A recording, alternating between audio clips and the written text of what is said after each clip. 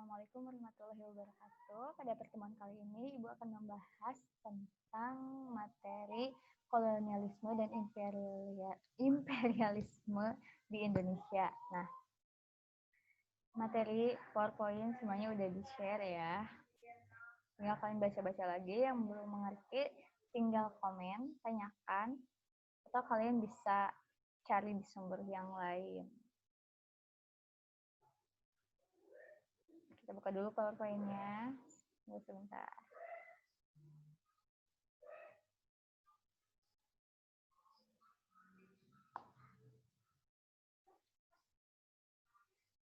Nah,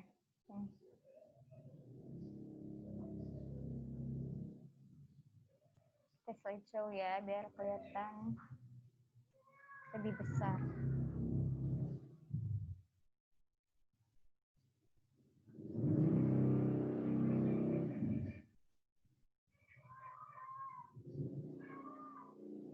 Coba.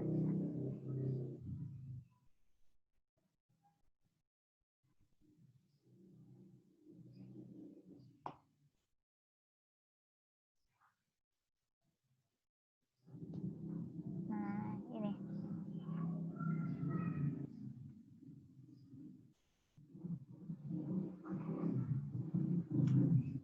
Yang akan kita bahas itu adalah proses kedatangan bangsa-bangsa Eropa di Indonesia, masa kekuasaan dan perebutan hegemoni bangsa-bangsa Eropa di Indonesia. Proses kedatangan bangsa-bangsa Eropa di Indonesia. Apa sih faktor mereka bisa datang ke Indonesia? 1. Perkembangan ilmu pengetahuan dan teknologi. Pada saat itu, ditemukannya kompas. Nah, kompas itu penunjuk arah. Artinya, saat mereka ada niatan untuk menjelajahi samudra, di tengah-tengah lautan kan mereka bisa aja terombang-ambing kalau sampai tidak tahu arah, ya bisa-bisa mereka tersesat gitu. Ditemukannya kompas ini memudahkan mereka untuk menjelajahi samudra dengan tepat sasaran gitu, tepat tujuan. Kedua, jatuhnya Konstantinopel ke tangan Turki Utsmani. Nah, jatuhnya kota ini kenapa bisa menyebabkan bangsa Eropa ke Indonesia? Karena kota Konstantinopel ini merupakan ibu kota dari Romawi Timur, yang dimana pusat perdagangan rempah-rempah di Eropa itu terdapat di sana. Saat jatuh ke tangan Islam, bangsa-bangsa Barat ini jadi sulit untuk mendapatkan akses ke sana, untuk mendapatkan rempah-rempah. Dan dari situlah mereka berpikir, kenapa tidak mencari ke sumbernya langsung untuk mencari rempah-rempah tersebut. Nah, yang terakhir ada semboyan gold, glory, dan gospel, atau yang sering kita sebut 3G. Gold, mencari keemasan, memperkaya diri, sekaya-kayanya. Glory, kejayaan, mencari kejayaan setinggi-tingginya. Dan gospel, sambil mereka menyebarkan agama Nasrani. Oke, lanjut. Kedatangan bangsa-bangsa Eropa di Indonesia itu dimulai dari bangsa Portugis. Mereka bertujuan mencari rempah-rempah ya, yang tadi faktor mereka datang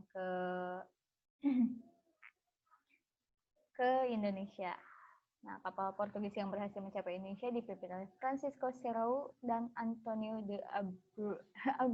Ya gitulah pokoknya ya. Terus Spanyol, armada Spanyol mendarat di Maluku tahun 1522 dipimpin oleh Sebastian de Elcano. Setelah tiba di Maluku, bangsa Spanyol bersekutu dengan Tidore untuk melawan Ternate yang didukung oleh Portugis. Nah, di sini ada politik adu domba. Ada adu domba antara Ternate dan Tidore yang dilakukan oleh Spanyol dan Portugis. Terus ketiga,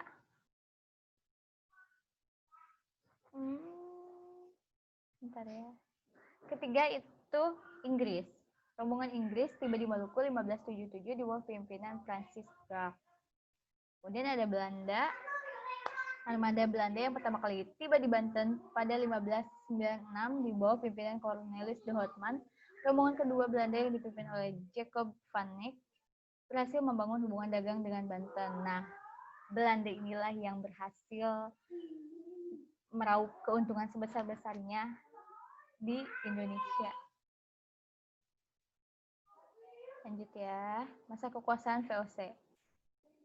Tujuan pembentukan VOC, membantu keuangan Belanda menyaingi perdagangan dari bangsa lain, terutama dari Inggris ya, menjalankan pemerintahan sebagai wakil pemerintahan Belanda di Hindia Timur. Nah ini nih, menjalankan pemerintahan sebagai wakil pemerintahan Belanda di Hindia Timur. VOC itu kan hanya sebuah kongsi dagang gitu, kongsi dagang Belanda. Namun mereka mampu memerintah di Indonesia. Karena apa? Karena mereka diberikan hak-hak istimewa. Apa saja itu? Kita lihat. 1. Mereka punya hak untuk mencetak uang, memelihara angkatan perang, memerintah daerah yang diduduki, dan melakukan monopoli perdagangan rempah-rempah. Ini kan hak-hak yang bisa dimiliki oleh sebuah negara gitu. Dan dilimpahkan kepada sebuah kongsi dagang. Jadi VOC itu bisa dikatakan apa? Bukan kongsi dagang biasa, tapi mereka sebuah benar-benar kaki tangan dari Belanda. Jadi kita di awalnya bukan dijajah oleh Belanda secara langsung, tetapi dijajah oleh sebuah kongsi dagang yang bernama VOC gitu. Nah ini beberapa kebijakannya.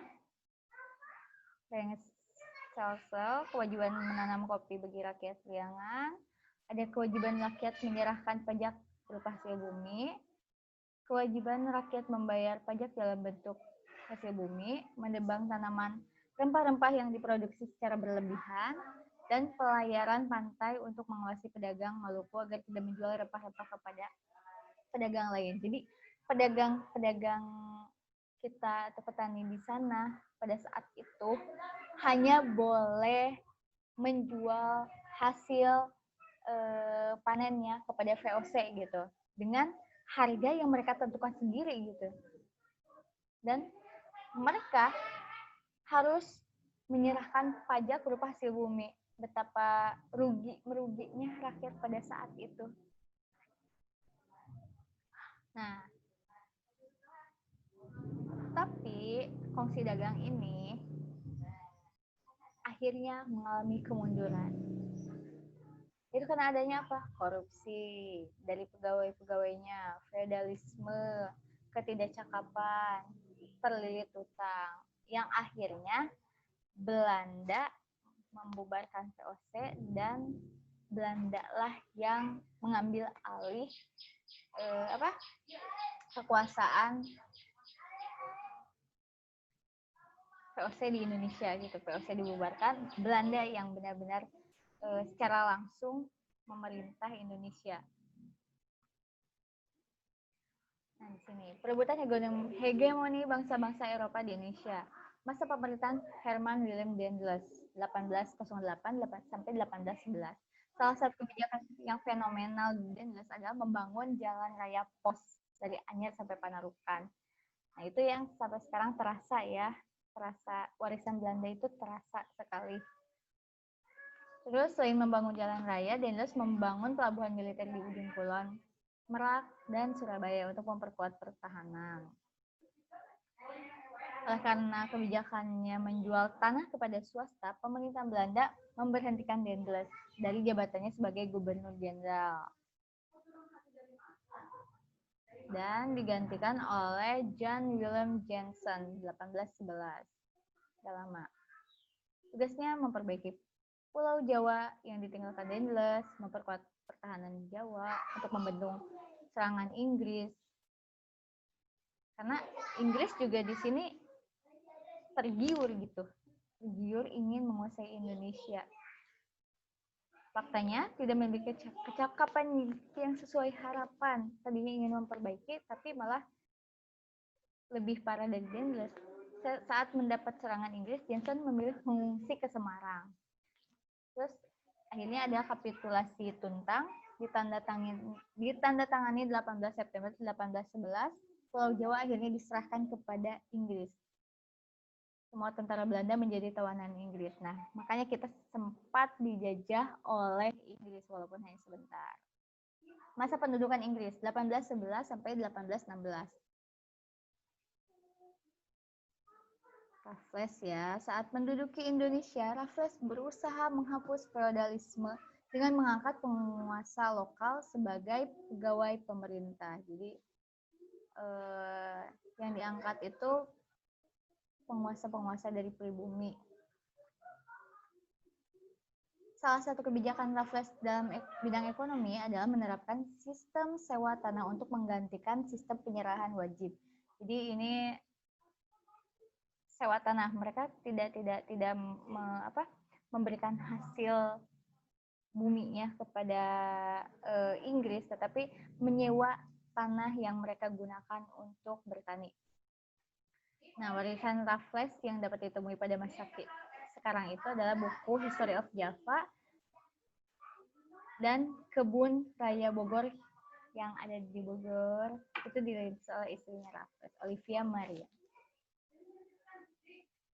Masa penerapan sistem tanam paksa. Nah, ini kan cuma sebentar. Akhirnya dikuasai kembali oleh Belanda. Dicetuskan oleh Johannes van den Bosch. Kebijakan tanam paksa mulai diberlakukan pada 1830 serta difokuskan pada peningkatan produksi tanaman yang laku di pasar internasional seperti kopi, tembakau, tebu, teh, dan millet. Jadi, tidak semua tanaman nih yang ditanam, tidak sembarang tanaman yang ditanam. Ada tanaman-tanaman yang benar-benar laku di pasaran dan harus ditanam di Indonesia. Bagi Belanda, pelaksanaan tanam paksa mendatangkan keuntungan yang sangat besar. Namun bagi Indonesia tentu saja penderitaan yang sangat berat untuk dilalui, sangat menyengsarakan. Pun demikian, melalui tanam paksa, Indonesia mengenal jenis komoditas baru yang laku di pasar internasional. Ada sisi positifnya. Jadi tetap ya, di balik kesengsaraan mengambil sisi positifnya. Masa penerapan politik pintu terbuka nih. Jadi ada golongan yang menentang sistem tanam paksa yang merasa simpati kepada rakyat pribumi. Akhirnya ada politik pintu terbuka, dilatar belakangi penderitaan rakyat akibat sistem tanam paksa, kemudian adanya Undang-Undang Agraria 1870, pelaksanaannya itu para pemodal asing diberi kebebasan menanamkan modalnya di Indonesia. Sementara itu, pemerintahan kolonial bertindak sebagai pengawas, pelindung, dan penyedia fasilitas bagi para penanam modal. Dalam perkembangannya, sistem ekonomi liberal tidak lebih baik dari sistem tanam paksa karena tidak dapat membawa kesejahteraan bagi rakyat Indonesia. Jadi ya, 11-12 agar penyebab sistem ekonomi liberal gagal memberi kesejahteraan rakyat dan justru semakin menyengsarakan rakyat. Penyebabnya sampai situ itu hanya ringkasan. Lebih jelasnya kalian baca dari berbagai sumber buku yang sudah Ibu share, terus sumber-sumber dari internet, tambahkan nanti ada tugas yang harus dikerjakan. Jangan lupa komen di kolom komentar kehadiran. Jadi gue tahu nih siapa yang benar-benar nonton. Jangan lupa like dan subscribe. Maaf ya kalau ada salah kata, penyebutan atau apa. Sebenarnya ini bisa kalian baca sendiri sebenarnya, bisa kalian pahami sendiri. Tapi mungkin ada sebagian orang yang tidak suka baca atau lebih suka menonton. Jadi Ibu fasilitasi dengan ini. Mungkin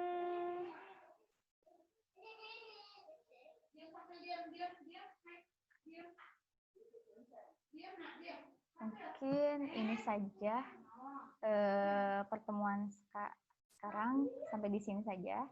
Kalau ada yang mau ditanyakan lebih lanjutnya di kolom komentar ya. Lanjut di situ. Assalamualaikum warahmatullahi wabarakatuh.